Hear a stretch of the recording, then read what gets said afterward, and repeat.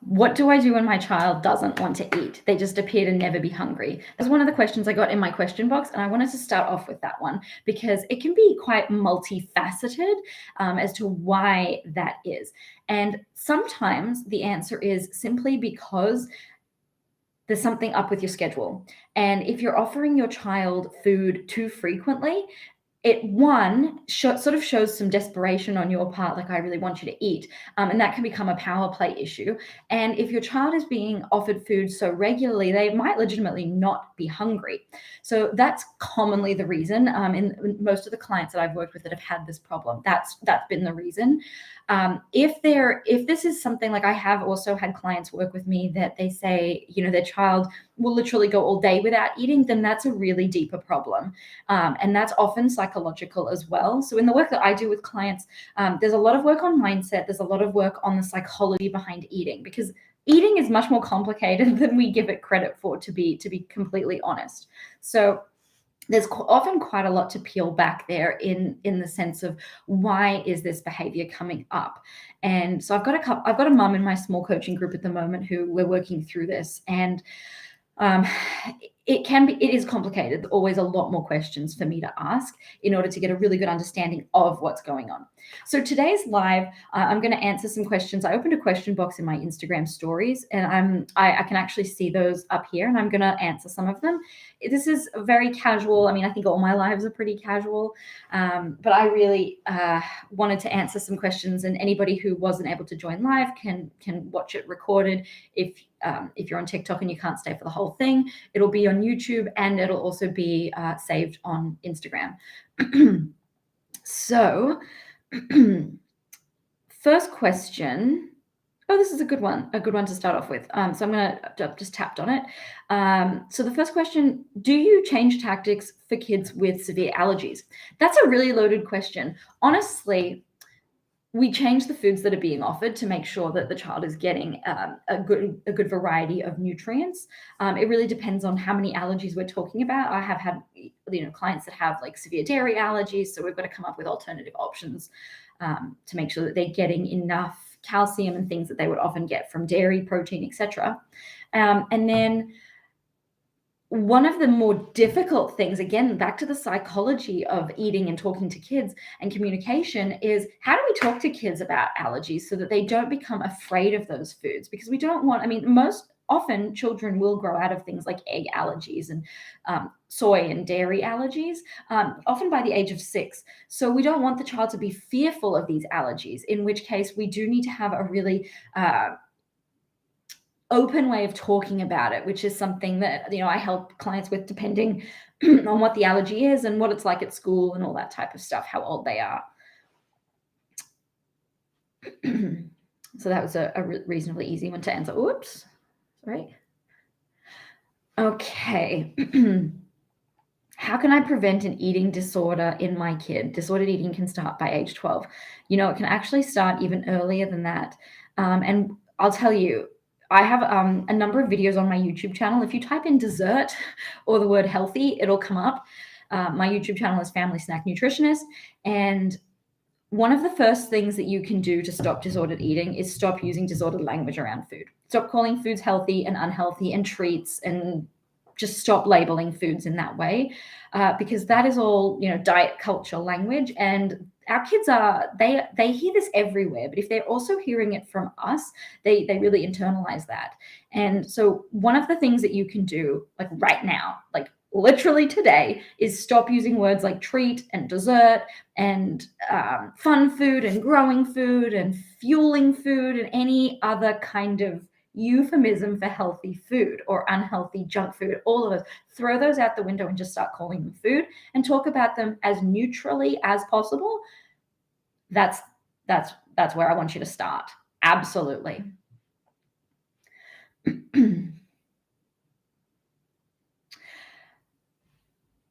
All right, let's have a look, see.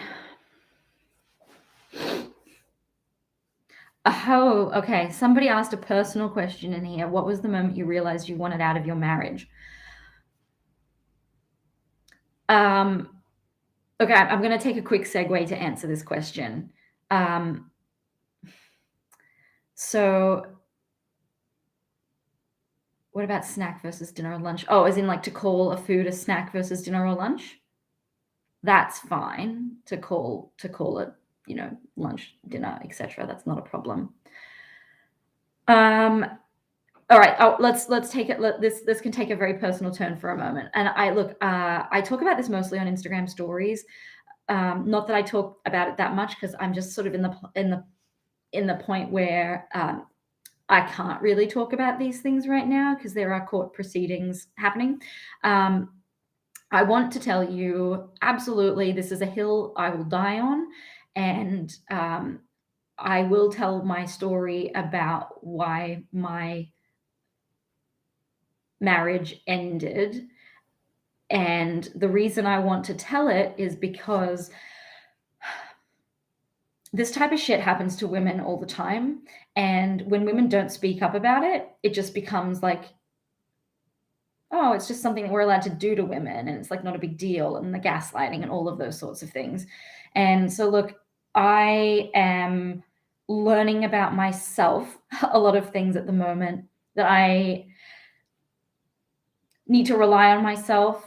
And the information that I share about what's going on, I try to do it in such a way that I don't endanger myself and my children with what's going on right now. Because look, some of the things that I have shared with you that I haven't been able to go back to my home that I co-own, that my name is on the title of, I have not been given back most of my belongings. My crocheted objects, the things that I've made for the children over the years, their handprints. I've got one hanging up. You might be able to see it like back there. But I made many, many others, and they took me weeks and weeks to make their growth charts. These are all sentimental things that I would like back, and I'm not allowed to have them back because things are very vicious right now. And everything that has happened since I have left has very much solidified that what I did was the right thing. And and essentially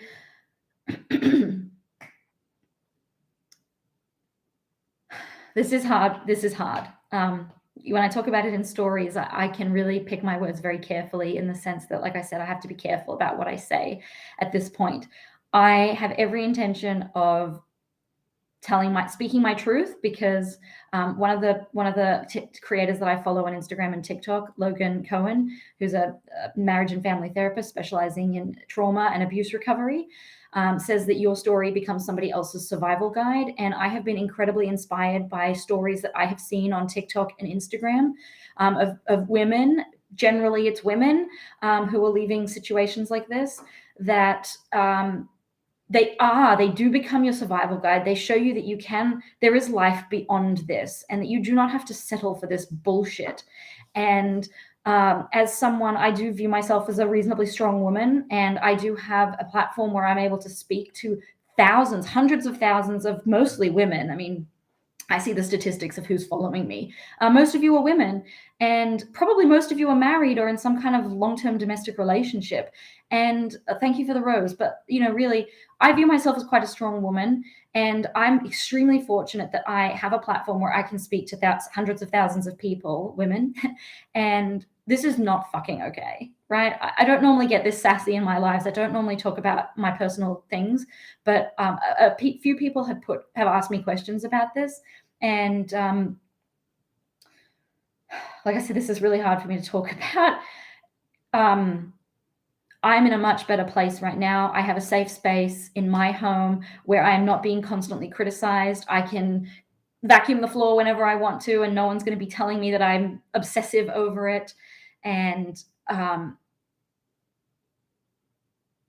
I can, if I want to have a decluttered home, I can. If I don't, yeah, there's just a lot of things that I am, myself and my children are much better off now. And it's just, I will be able to tell you everything at some point, or not everything, but most things. But I just want you to know that if you're going through something like this as well, check out Logan Cohen's page. He and Recollected Self is another account that I've followed that have given me the strength to see through the gaslighting and being told that it's all me and like that, I'm mentally something wrong with me. And yeah, anyway, that's about as much as I've spoken about this in such a public forum. But I do believe this is really important to speak about. I don't like that I haven't been able to talk about it, because it's fucking bullshit that somebody like me or any woman who is going through what tends to happen to women in these sorts of relationships, that they can't speak out against the person who has perpetrated ills against them, because of various reasons. And I'm in a position where uh,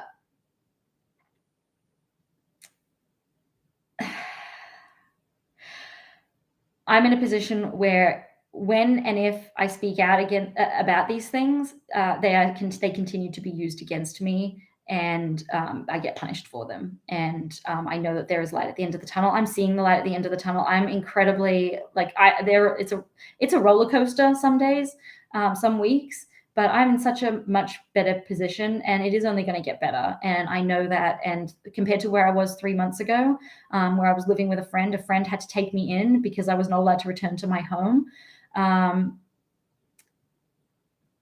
I'm incredibly fortunate for the people that I have in my life that care about me and help me, and the genuine friends that I have. And this experience has helped me grow as a person and show my children. We've talked a lot about how important it is to have friends and what a real friend is, and not using people, and having people that truly love you, and what you put out into the world comes back to you. I'm a firm believer in that. And I know what I put out into the world, and the real friends that I have. I've had a lot of people reach out to me recently, even strangers who say, like, you look so much happier. Has something happened? And I'm like, yeah, something's happened. Anyway, okay. So thank you for your support on that, and thank you for caring. And I appreciate all the messages that you send me. I know I don't have it as bad as many people do, but I also know that I have a platform where I can use my voice, and I absolutely intend to speak out about it. I would like to get more involved, in the community, in speaking out against violence against women, because it's not fucking okay, and it's just insidious. Okay, so should we get back to nutrition? Let's do it. All right. Oh, this is a really good one. Okay. Tips for a picky eater while traveling for an extended period in another country. And another one just came in on TikTok. Advice if a kid leaves the dinner table after not eating a lot, but then hungry 30 minutes later. Let me answer that one first, because if you can't stay long on the live, I do have a video tutorial about that on YouTube.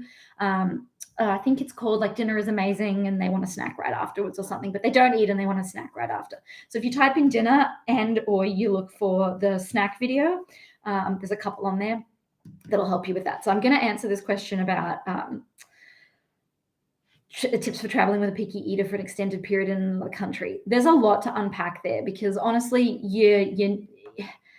the preparation for this starts before you even go on your trip, talking to your child about it. Depends on their age, of course. You're very welcome. If you stay on the live, I'll give you a bit more of a detailed explanation. So you got to start talking to your kid about traveling before you go, what they're going to expect. And of course, it depends on their age too. I have clients that are traveling frequently. I've got one right now with a 3-year-old that's traveling. I had one that was traveling with a 7-year-old. The strategies look very different for a 3-year-old versus a 7-year-old or a 10-year-old. But you want to talk to them about it ahead of time. You also want to plan some things that you can take with you that will be familiar to them. It also depends at what level of pickiness your child is at. I did have one child that was 2 and they were going to live overseas for 6 months. And the country they were going to, they weren't able to get a lot of the foods.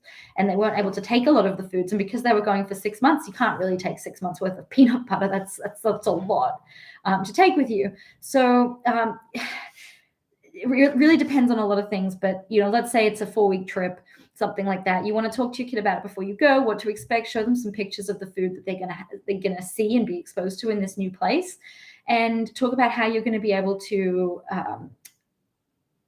when you're at a restaurant, for example, let's say you're ordering pasta or something, and it's a different kind of pasta. You can talk about the different shapes of pasta there are and how they're made from the same thing, and like the same ingredients, they're just in a different shape. You can talk about how when you go to a restaurant in this new country, you might be able to ask for something on the side or something extra to be added in. Maybe your kid likes peas.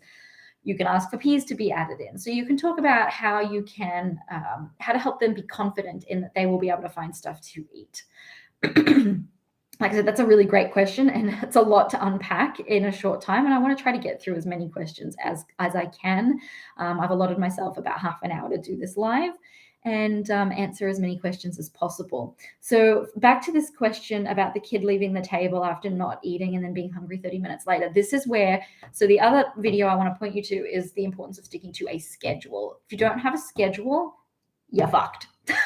Sorry to speak so plainly. I have a couple of other live videos on Instagram that are saved specifically about schedules where I like do a really, really deep dive. There's a YouTube video about schedules and how to prepare one for your family that works, because my schedule will look different to your schedule. Some people get up really early, some people stay up really late. So, you know, I sort of fall in the middle of that with my family, but it's all about how you can set up a schedule that works for you. And then if you have a child that is asking to eat between meals and snacks, how do you handle that so that you can actually stick to the schedule as if you were starting all from scratch? So what I would recommend and suggest is setting up a schedule. Go and watch the video and how to set it up, write it down.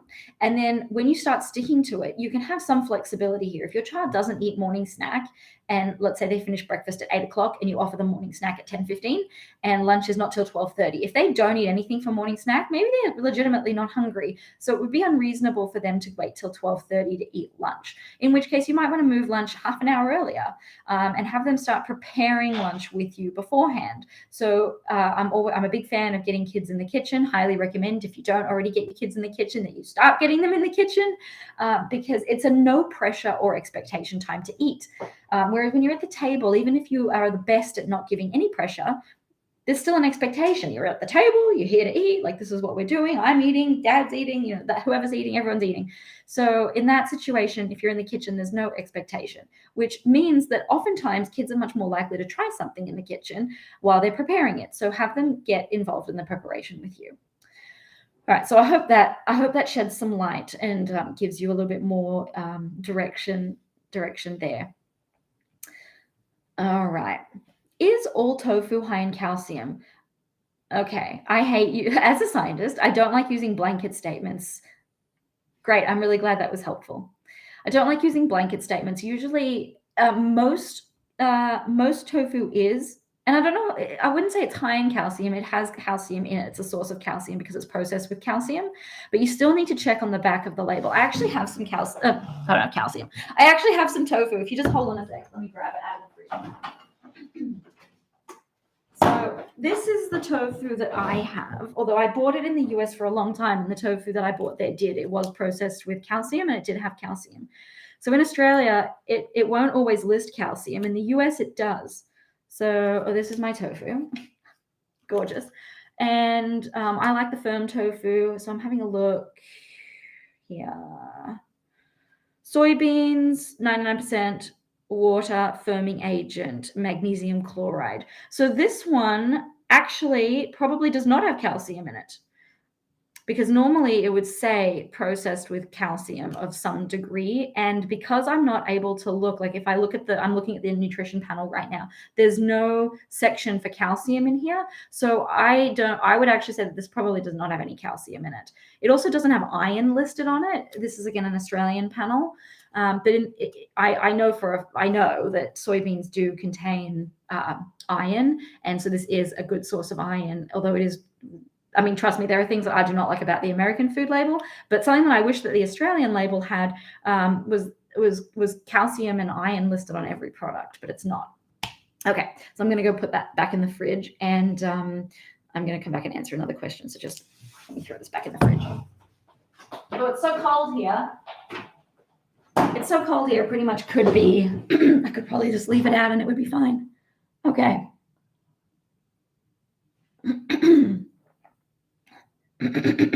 Oh, this is a really easy one to answer. Which country are you based in?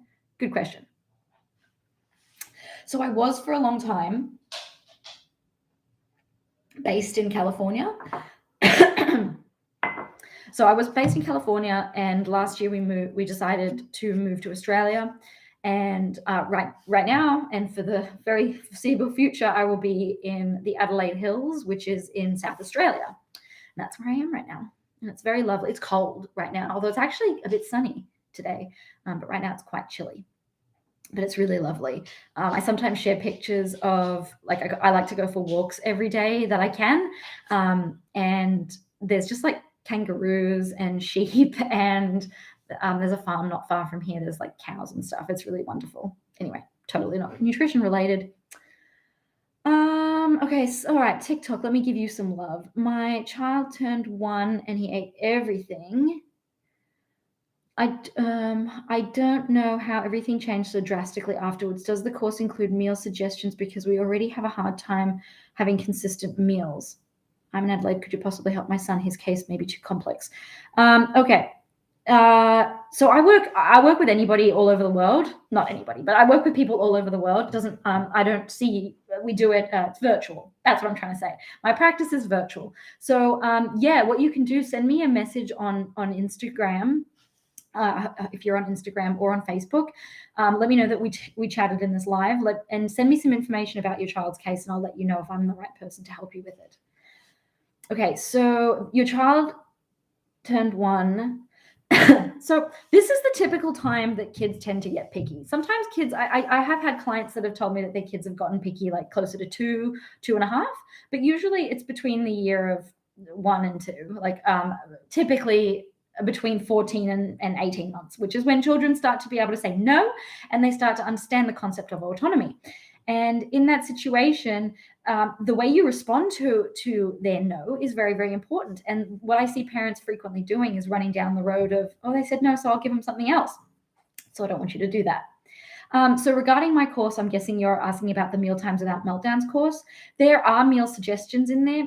There's a mini meal, the ultimate mini meal mindset snack guide, so that you never run out of snacks. And we're moving away from crinkly bag snacks. We're not talking about the types of snacks that you typically give kids.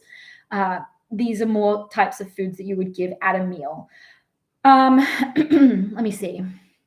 I'm trying to think off the top of my head. This course, I redid parts of it last year, and I put a whole bunch of new resources in there, some of which I had created specifically for clients. So there is a lot of printable, actionable information in there.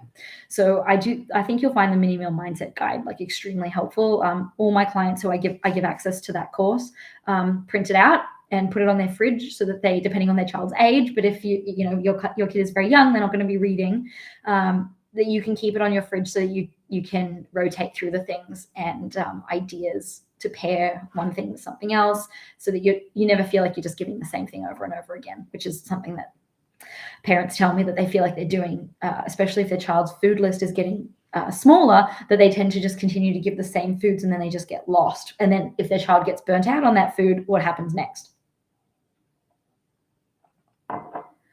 I'm not sure what I've got going on right now. I've been on the fence about getting it for my 2.5-year-old. Yeah, you know what? Your 2.5-year-old, the earlier you start, the better. If there's nothing that you walk away with from this live, other than this, is the sooner you get started on working through your picky eating issues, the better. So in order to start working on them, you've got to acknowledge, like, hey, my kid's a picky eater. This is not working. I have tried all these things, which I know you have. No one comes to me and says, I've tried nothing. Everyone says that they've tried bribing, they've tried pressuring, they've tried only giving them the food they like, they've tried starve it out, you've tried everything. And even if you haven't tried anything, don't try everything. Don't jump from thing to thing. Get some strategies that will actually help you solve the problems, because a lot of it has to do, like, yes, there's strategy, but a lot of it is mindset and the way you respond to your child. And that's something that when I work with a client or you take my program, that's what a big focus is on, your mindset. Because if your mindset's in the toilet, I can give you the best strategy in the world. It's not going to work, because the way you're delivering it, the way you're communicating it is problematic for your child. And it shows. It's like trying to convince somebody that you want to go skydiving if you're terribly afraid of heights. You just can't do it because they can see through it, and children are very good at seeing through the BS that we try to pass off as adults. So yeah, the earlier you get started, the better. Right. How are we going on time? About 5 more minutes. So, this is a good question, I reckon. I always get asked this question. I personally don't understand why this is so complicated. The question is ice cream. Husband likes it after dinner, but trying to follow your methods with the kiddo. Anybody else have that question? I can't tell you how many times I post or talk about ice cream and desserts, and people are like, "What about ice cream? It melts." Okay, first of all, I almost want to do an experiment with ice cream and put it. I guess like it totally depends on the weather and stuff, but look, honestly, ice cream doesn't melt in 10 seconds. It doesn't even melt in a couple of minutes. Putting it on, I'm not saying that you should put it on like a bowl of hot soup for your child, but having it on their plate, which I do recommend on the plate, not in a separate bowl, because even that, unless if your kid's having soup and they have a bowl, fine, give them a bowl of ice cream. But if your kid's just having their food on a plate, which is what I recommend you do, you put the scoop of ice cream on the plate, and I'd love to see you put something else with the ice cream. So it's not just ice cream by itself, whether it's like some peanut butter or a bit of yogurt or some fruit or something with it, so that if all they eat is the ice cream or the desserty portion of their meal, there's something else there as well. So it's not just ice cream. Okay, so back to the point. This is a mindset shift again. Like I told you, this is another mindset shift, because I can tell you for a fact, I never used to eat dessert on my plate before I had kids. However, when you become a parent, you've got to make changes. You've got to do things that you don't like doing. No one likes to change a dirty nappy. I actually didn't mind changing nappies, but like, okay, I've been pooped on and vomited on, as I'm sure you have too. That's not my favorite part of being a parent. It's gross. However, it's something that you have to be the one that cleans it up, because no one else is going to do it for you. If you want to be the role model that you want to be for your child, you want your child to be to have that relationship with food that is like, yeah, I have ice cream is no big deal. Like I just eat it alongside my other stuff, no big deal. You've got to make that commitment. You got to talk to your husband, or I don't know what your husband is like. I've actually got this is hilarious. I actually got a tutorial on my YouTube channel, because this was maybe 2 years ago. A lot of people were asking, how do I get my spouse on board? This was like, I was quite new at all of this. And I actually had my husband at the time help me come up with, how would you want me to speak to you about this? Which is just hilarious given everything that's happened. So that tutorial is still on YouTube. Check it out. Because it's basically about having you both be on the same page and have the same goals. Chances are your husband has the same goal here. He wants your child to have a healthy relationship with food. He wants your child to not go nuts on ice cream and fill themselves up on ice cream, etc. So in order to do that, you've got to have a conversation with your spouse and talk about why it's important, and hopefully you can agree that it is important, and the days that you have ice cream once a week, or I don't know how often you have it, that you have it with dinner.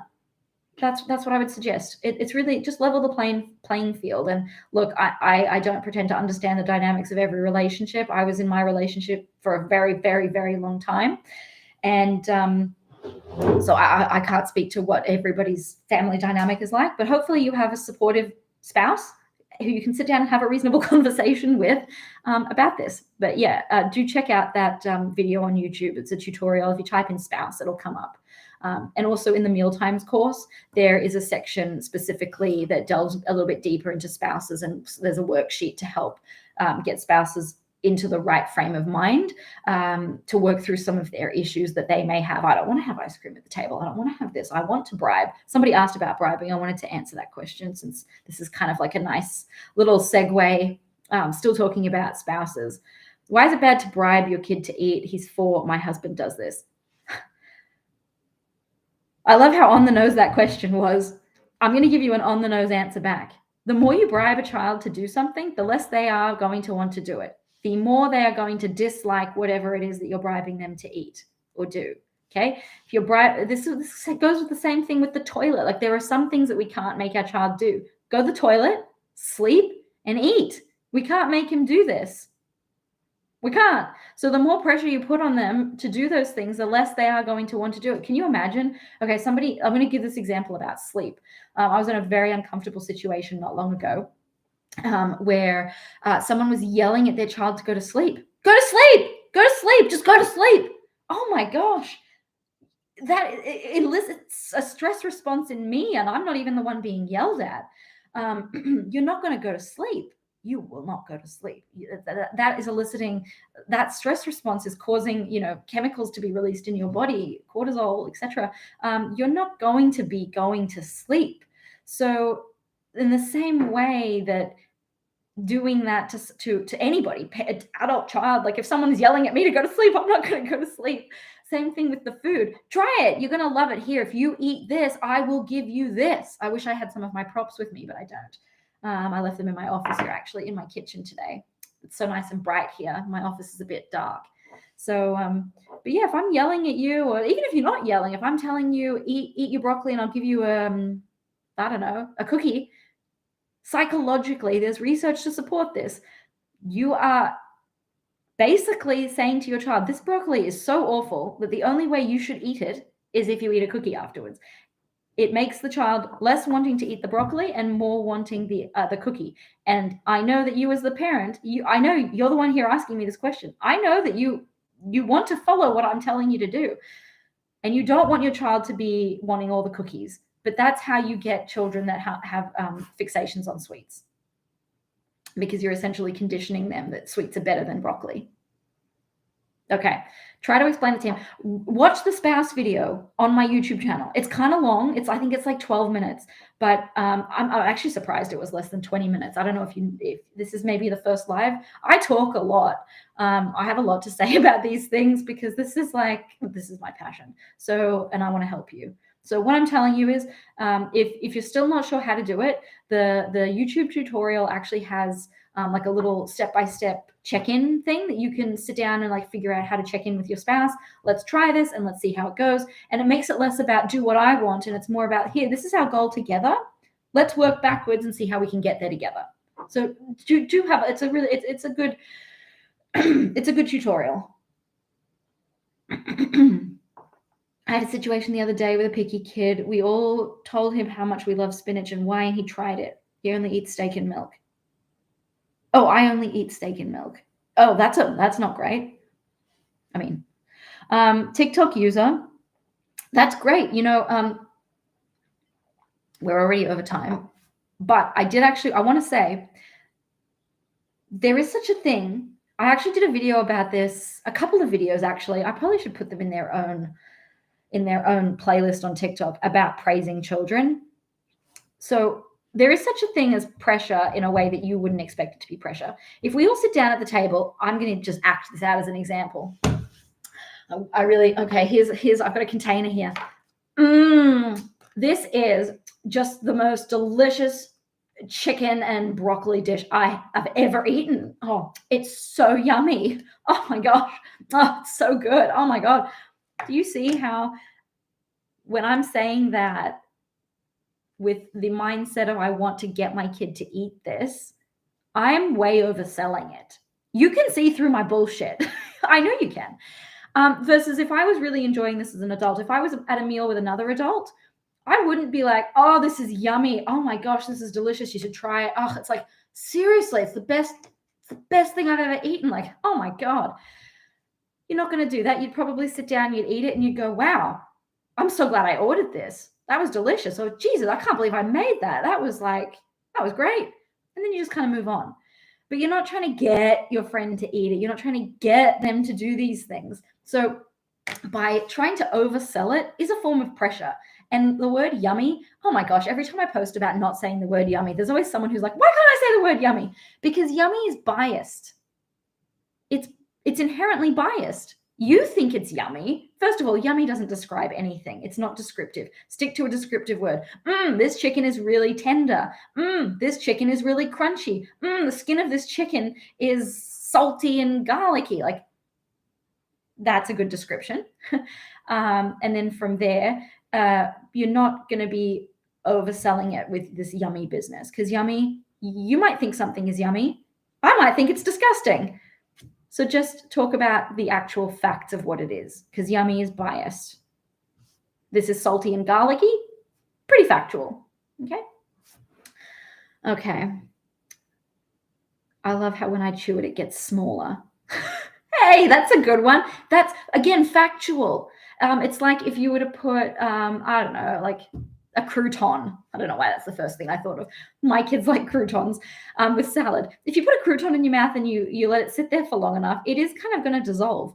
Factual. Okay, so you can talk about that. Oh, it's crunchy. Oh, it's this. Like, these are factual things versus yummy. It's highly biased. You're saying it's yummy. It's also not describing anything. It's like yucky. The opposite, the flip side of that is, do you want your child to say this is yucky? I don't think any parent would say yes to that. So honestly, the reason I actually say this to my kids are 3.5 and 6, and I will say, look, yucky doesn't describe anything to me, because, and I will love, like, I've always talked to my kids in this way, and kids are really freaking smart. So don't be afraid to say these things to them. I say to them, because everyone's had a bitten into a fruit or something that's tasted not yucky, it's tasted spoiled. Okay, I've bitten into a blueberry and it's tasted like dirt. I want my kid to be able to turn to me and go, Mummy, this blueberry tastes like dirt. I think it's spoiled. That's really important. Okay, I want my child to be able to describe to me what it is about the food that they don't like. Maybe it's too salty. Maybe it's too spicy. We can come up with a way to make it less spicy. We can put yogurt in it or give them some milk. Or if it's too salty, you can do something else to it. Or if it's too crunchy, you can make it in a way that is not so crunchy. Like, this is how you can problem solve. That's why I don't want you to say yummy. I mean, you can say whatever you want, but this is why it's better for you not to say yucky and yummy. Okay. When I avoid food, I try to think about what the food actually tastes like, and it's less scary. Yeah. Makes the food more interesting and fun. And it gives yourself something, it gives the child something to think about other than just, Mum wants me to eat this thing. Instead, it's like, oh, yeah, mine is crunchy, or maybe mine is not as crunchy as yours, or whatever. So, like I said, I want you to walk away from this live with some actionable tools. So, to recap, I like to recap. I used to be a college instructor for nutrition classes. So recapping is always very important to me. So things that you can implement right away. Stop labeling foods as good, bad, unhealthy, healthy, junk, whatever. Okay. Get rid of those, because that will help your child not have disordered eating and disordered thoughts about food. So let's do that for starters. We talked a lot about spouses and getting them on board. If you still need more direction, like I told you, I've got a YouTube tutorial on my channel, Family Snack Nutritionist, that really has a very nice template of how you can speak to your spouse in a way that it's not about your method being the right one and theirs being wrong. This is our goal. How do we work towards our goal? How do we check in with each other and actually work together? So check that out. And then the last thing was not bribing, and coupling not bribing with, instead of using the words yummy and yucky, talking about the actual food in a factual way, and not saying yummy and yucky, because that is not factual. It doesn't mean anything. It literally means nothing. Okay. Thank you for being here live. I always love these lives. I'm gonna have it saved on YouTube and Instagram. So if you've just tuned in and you've missed it, I'm sorry. You'll be able to watch it afterwards. We answered a lot of great questions, and just thank you for being here. And I'll see you soon. Have a good one. Bye.